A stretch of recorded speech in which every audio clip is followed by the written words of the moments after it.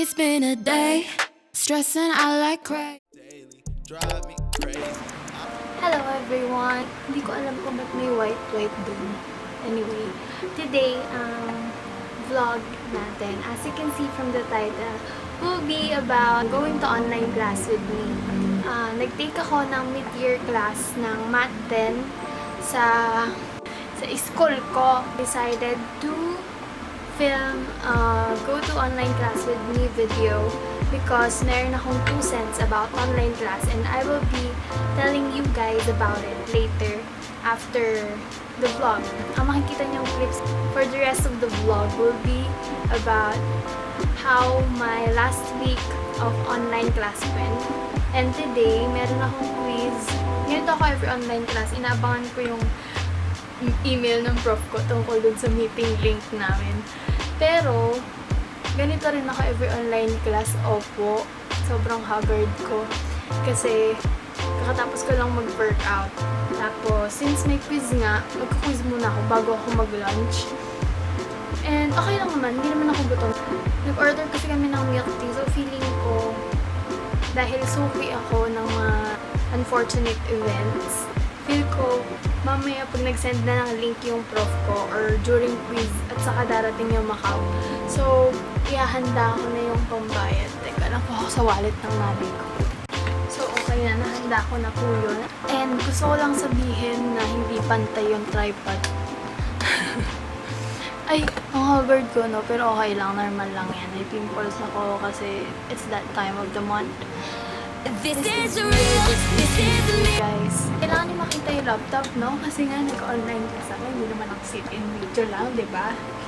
By the way, share ko lang, guys, na tinawag akong iho ng prof ko kagabi. Kasi nga yung pangalan ko. But, try nga natin buksan yung tungkol sa quiz mamaya. Big mood. Hindi ko in-expect na oh my gosh, may Gmail na ibig sabihin. May meeting na. Okay lang yan. Hinga. Don't run. Usually kasi, every time na mag-quiz kami or exam, Google Meet kami para nakikita kami ng prof namin habang nag-exam. Lagi na lang kami nag-quiz. Tingnan niya, kita ko. Tingnan ko muna sa rin. Ganito ako. Bago ko inoon yung camera, tinitingnan ko muna kung anong itsura ko. Nalalabas sa kalasa. So, nakita ko na pa. Ang gusto si Mother today, yung gagawin.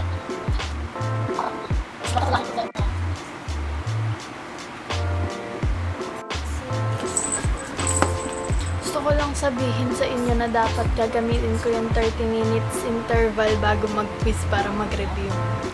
Pero ipapag-evaluation kami ng teacher ko as you have heard. Kaya, pero okay lang. It's not your fault, ma'am. It's not your fault. So usually guys, this is my setup. Yan, laptop, tapos yung bedside, yung bed, anong tawag dito? Bed.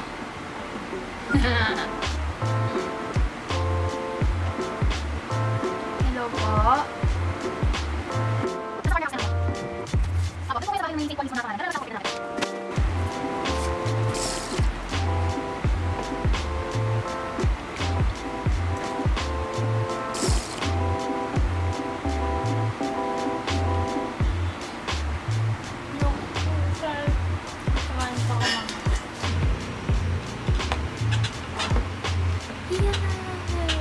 Okay, sa ngayon guys, tapos na tayo mag-quiz.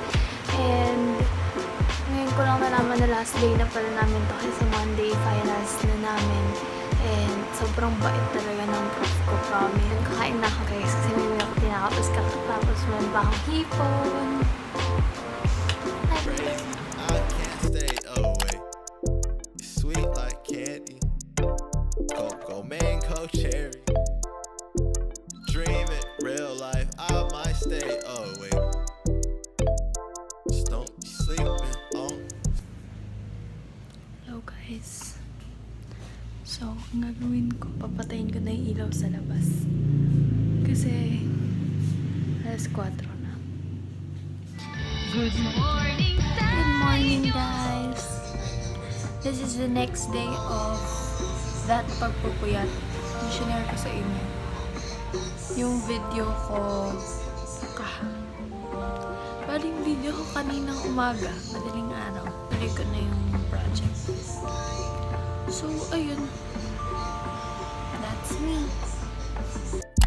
So it's only right we playing this. What up, vlog? Huwag yung tignan, ang dami kong pimple ngayon. Sa ngayon, ang makikita nyo ay madidilim na videos kasi naka-laptop lang ako ngayon. Mag-review ako for final exam tomorrow. Ngayon pa lang ako magre-review. 10:53 na. Kaya ko yan. So, yan yung setup ng likod ng kama ko. May tapestry lang dyan. Thank you, parents! Pangit ko, no? Pero okay lang yan. Ayun, makikita nyo kung paano ako nag-review for the finals. So, sa kasalukuyan, hinahanap ko yung pointers to review para sa exam bukas, yung coverage ng exam. And, gumagamit ako ng ganito. Yan, ginagamit ko yung Be Focused na application para meron akong certain time and may break times din ako pag nag-aaral ako. So, yun yung gagawin natin tonight. And hopefully, hindi ako makapagpuyat gaano. Mga hanggang 12 lang sana. Study time! That's why I stay prayed up daily. Drive me crazy. I can't stay away. It's sweet like candy. Cocoa, mango, cherry. Dream it, real life. I might stay. Hello, my vlog, my family, my friends. At magbabalik na tayo sa pag-aaral. Pili tayo. Ito muna ang aaralin natin. Kasi 15 pages siya. Yung last one, 11 pages na lang. So, Every time a celebration, do you never doubt it? Always thought that I take. So it's only right. So, the following clips na you guys will see is me answering the exams. Then after that is a little bit of my 2 cents about online class. Please! So good na Lord! Oy, di po na siya. Wait ng proof namin, Mga diba? characteristics na. Nagbibigay siya ng heads up.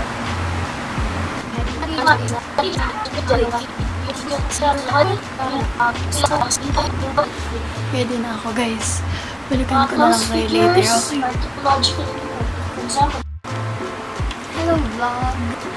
Tapos na yung exam ko. Explain ko lang, yung mid-year classes namin started last June 8, I think. And saglit lang siya kasi July 13 lang ngayon and last day na namin. Nakapag-final exam kami, nakapag-midterm exam. Nakapag-midterm exam kami. And how does it work? 5 times per week ang klase namin. And in betweens, meron kaming quizzes after every module. Meron din kaming projects, meron kaming final project, and meron din kaming midterm project. Tapos, sobrang na-stress ako, nakita niyo sa clip kanina. Pero, yun nga, that's how it works. So it's only right. Hi vlog! So finally, I will present the for you guys now. By the way, before I say anything else about the online classes, I'm using Densi Barbie Classic Tints for my lips. Yan. I'm using Densi Barbie Classic Tint in the shade Odile. And I collaborated with Densi Cosmetics before pa. The owner is my friend, so you guys should check out the shop. And maybe you want to collaborate with them too. And also, I topped it off with Happy Skin My Lips But Better. Kasi favorite ko to, promise. As I've said on the first part of this video, I'm going to give you guys about my 2 cents about online classes. Since ako mismo yung nakapag-online classes and nasaksihan nyo naman, I can finally give my opinion about this issue. I have 2 points na I stand by, and if you guys have any addition or argument about these 2 points, then you can comment it all down below. I'm open to any suggestions and arguments. So, just saying na these 2 points stemmed from the big question today, which is why do we need an academic freeze? Is it because tinatamad kami or di na gumagana yung utak namin? Well, that's just not it. The real reason why we need an academic freeze for me is first, we do not have the same privilege. Why we do not have the same privilege?